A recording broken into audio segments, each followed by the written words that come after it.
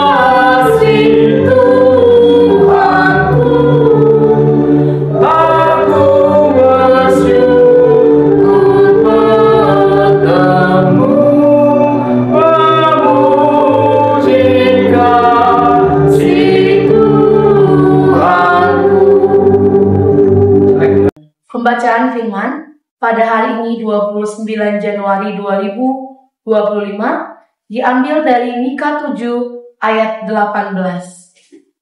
Siapakah Allah seperti engkau yang mengampuni dosa dan yang memaafkan pelanggaran dari sisa-sisa miliknya sendiri, yang tidak bertahan dalam murkanya untuk seterusnya, melainkan berkenan kepada kasih setia. Amin. Saudara yang terkasih di dalam nama Tuhan Yesus Kristus, terkadang ada orang yang menganggap bahwa dosa itu adalah perkara yang sepele. Dan akhirnya mereka terbiasa dengan keberdosaan itu. Jika kita boleh belajar dengan sungguh-sungguh dari perjanjian lama, kita melihat bagaimana Allah itu begitu konsisten dengan apa yang Dia katakan. Ia tidak pernah main-main terkait tentang pelanggaran umat manusia. Bangsa Israel berulang-ulang kali mereka harus terjatuh, berulang-ulang kali mereka harus terbuang. Mengapa hal itu harus tertulis di dalam Alkitab? Karena Allah begitu kudus dan menuntut kekudusan itu dari umat manusia. Dan ketika kita merenungkan kembali tentang Mika yang dalam doa minta tindakan dan belas kasihan kepada Allah, dia menegaskan tentang interposisi Allah yang jelas di sini. Ketika kita mencoba meloncat dari teks ini, kita masuk ke dalam perjanjian baru. Ada ucapan Yesus Kristus yang dianggap oleh orang-orang Israel pada waktu itu, secara khusus kepada orang-orang kaum Farisi. Ketika Yesus Kristus berkata, dosamu diampuni. Hal itu ingin menegaskan bahwa hanya Allah yang bisa mengampuni dosa. Saudara jangan pernah keliru menganggap bahwa saudara bisa mengampuni dosa orang lain hanya ketika saudara memperalat doa Bapa kami.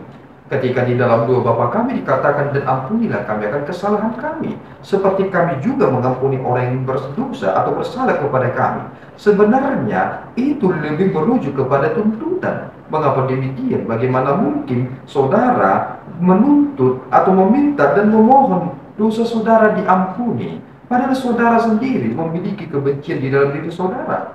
Allah sekali melupakan, ia melupakan. Persoalannya adalah manusia sekali mengingat, dia akan mengingat. Kita susah untuk melupakan keburukan-keburukan orang lain. Itu mengapa kita sulit untuk memaafkan mereka dengan begitu total. Allah adalah Allah yang setia. Itu yang ditegaskan dalam teks ini, bahwa ketika Allah pada akhirnya memperbaiki hubungannya dengan bangsa Israel, mengizinkan mereka kembali dari perbudakan ke tanah mereka, ini adalah bagian di mana Allah ingin mempertegas bahwa aku yang memiliki kuasa atas segala sesuatunya.